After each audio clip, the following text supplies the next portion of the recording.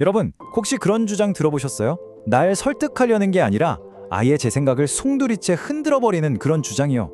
사실 가장 강력한 주장은 우리를 좀 불편하게 만들 때가 많거든요. 오늘 바로 그런 아주 도발적인 생각의 방식을 한번 파헤쳐 보려고 합니다. 소설가 J.M. 쿠치, 그리고 그의 분신이라고 할 수 있는 엘리자베스 코스텔로를 통해서 말이죠. 바로 이 사람이 문제의 인물, 엘리자베스 코스텔로입니다. 그녀가 강연에서 정말 폭탄 같은 주장을 해요. 산업형 동물 농장이 홀로코스트와 다를 바 없다는 거죠. 당연히 난리가 나죠. 청중 한 명이 딱 일어나서 이렇게 말해요. 유대인이 가축처럼 죽었으니 가축도 유대인처럼 죽는다. 전 그런 말장난 받아들일 수 없습니다. 보세요. 그녀는 일부러 아주 작정하고 청중을 불편하게 만들고 있는 거예요. 그러니까 여기서 진짜 궁금해지는 거죠. 아니 왜? 이렇게 뛰어난 소설가가 왜 굳이 모두가 거부할 게 뻔한 그런 주장을 하는 인물을 만들어냈을까요? 이건 일부러 지려고 싸우는 거나 마찬가지잖아요. 오늘 저희는 바로 이 어떻게 보면 자기 파괴적으로까지 보이는 전략 뒤에 숨어있는 진짜 목적이 뭔지 파헤쳐 볼 겁니다. 이 수수께끼를 풀려면요, 열쇠를 쥐인 인물부터 알아봐야겠죠. 바로 엘리자베스 코스텔로. 그녀는 그냥 소설 속 등장인물이 아니에요. 작가 J.M. 쿠치가 자신의 철학적 실험을 위해 만들어낸 일종의 아바타 같은 존재인 거죠.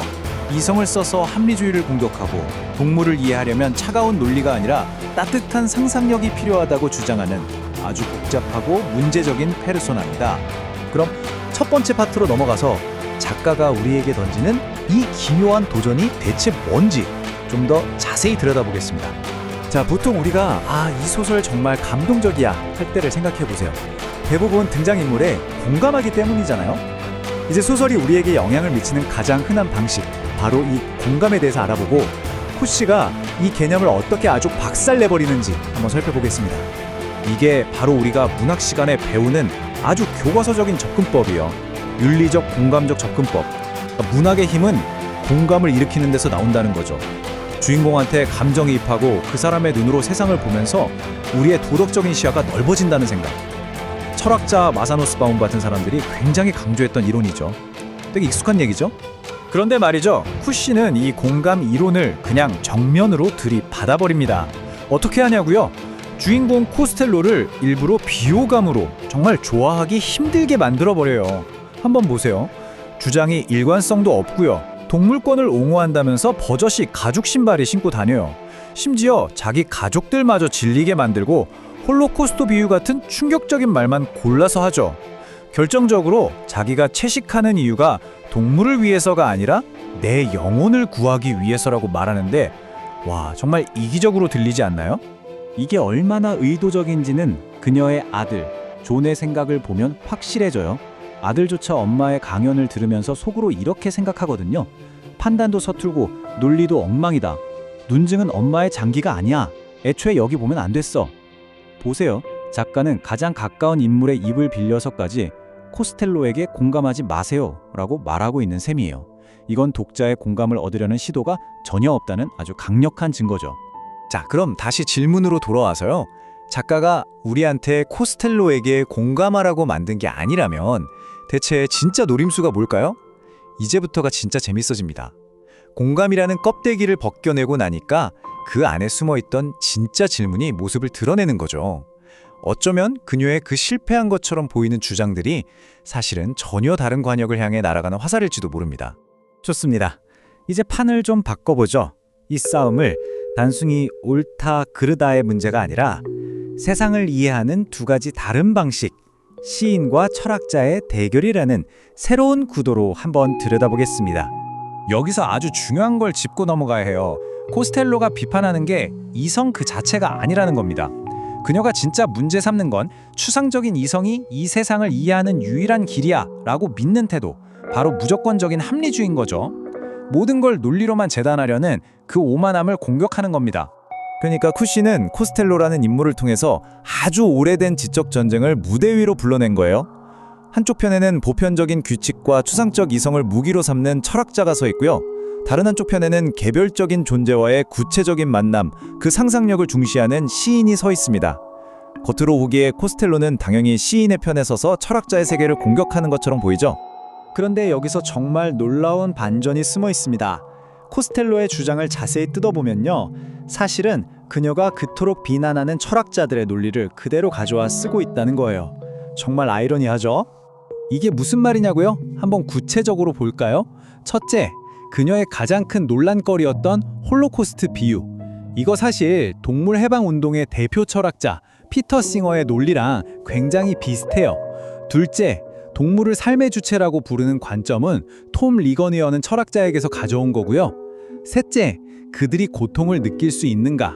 이걸 핵심 질문으로 삼는 건 공리주의 철학자 제러미 벤담까지 거슬러 올라갑니다. 그러니까 그녀는 이성을 비판하기 위해서 역설적으로 가장 날카로운 이성의 무기들을 몰래 쓰고 있었던 거예요. 자, 그럼 이제 상황이 좀 복잡해졌죠.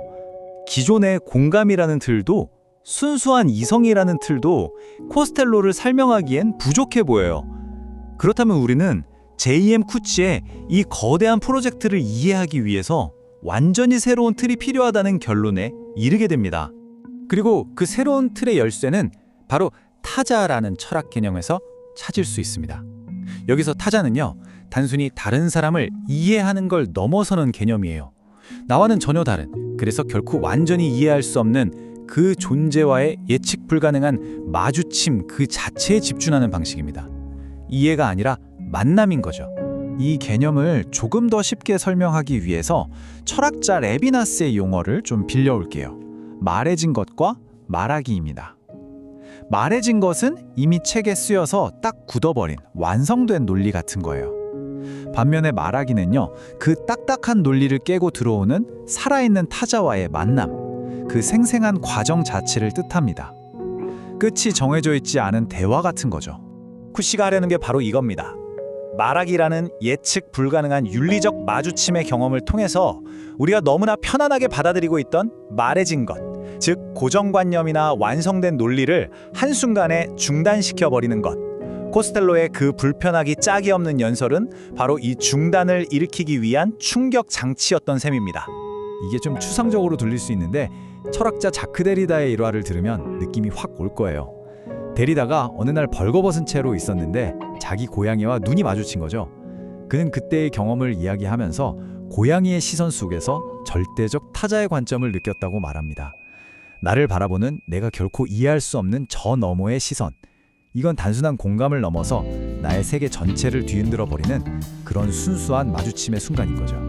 바로 이 지점이 정말 중요합니다. 크시가 진짜 원하는 건 우리가 동물을 보면서 아, 저 동물은 나랑 같아 라고 생각하며 동일시하는 게 아니에요. 정반대입니다. 저 동물은 나와 전혀 다르기 때문에 그 환원불가능한 다름, 그 자체 때문에 내가 무조건적인 책임을 져야 한다 라고 말하는 겁니다. 다름을 없애는 공감이 아니라 그 다름을 정면으로 마주하고 책임을 느끼게 하는 거죠. 자, 이제 거의 다 왔습니다. 이 새로운 관점을 가지고 우리가 처음 던졌던 질문으로 돌아가 보면 마침내 엘리자베스 코스텔로라는 거대한 역설을 풀 수 있게 됩니다. 결국 우리가 이 책을 읽으면서 느꼈던 그 혼란과 불편함, 명확한 메시지가 없다는 그 당혹감은 작품의 결점이 아니었던 겁니다. 오히려 그게 바로 작가가 노렸던 핵심 장치였던 거죠. 쿡 씨는 우리에게 정답을 알려주려는 게 아니라 정답을 찾아가는 그 고통스러운 과정 속으로 우리를 그냥 밀어 넣어버린 겁니다. 이걸 아주 멋진 말로 원칙적 미해결이라고 부를 수 있겠네요. 목표가 문제를 해결하거나 도덕적인 지침을 딱 주는 게 아니에요. 오히려 그 해결되지 않는 당황감 자체를 선명하게 보여주고 독자가 스스로 생각하고 윤리적인 고민에 빠지도록 강제하는 거죠. 쿠시의 작품은 결론을 위한 게 아니라 우리의 안정된 생각을 흔들기 위해 존재하는 겁니다. 정답 대신 영원한 질문을 던지는 거죠. 자, 그럼 마지막으로 여러분께 이 질문을 던지면서 마무리할까 합니다. 과연 최고의 주장이란 우리를 시원하게 설득하는 주장일까요? 아니면 우리 머릿속을 복잡하게 만들고 우리가 믿어왔던 모든 것을 의심하게 만드는 그런 주장일까요? 어쩌면 가장 중요한 질문은 명쾌한 답을 주는 질문이 아니라 우리의 세계를 더 깊이 들여다보게 만드는 그런 질문일지도 모르겠습니다.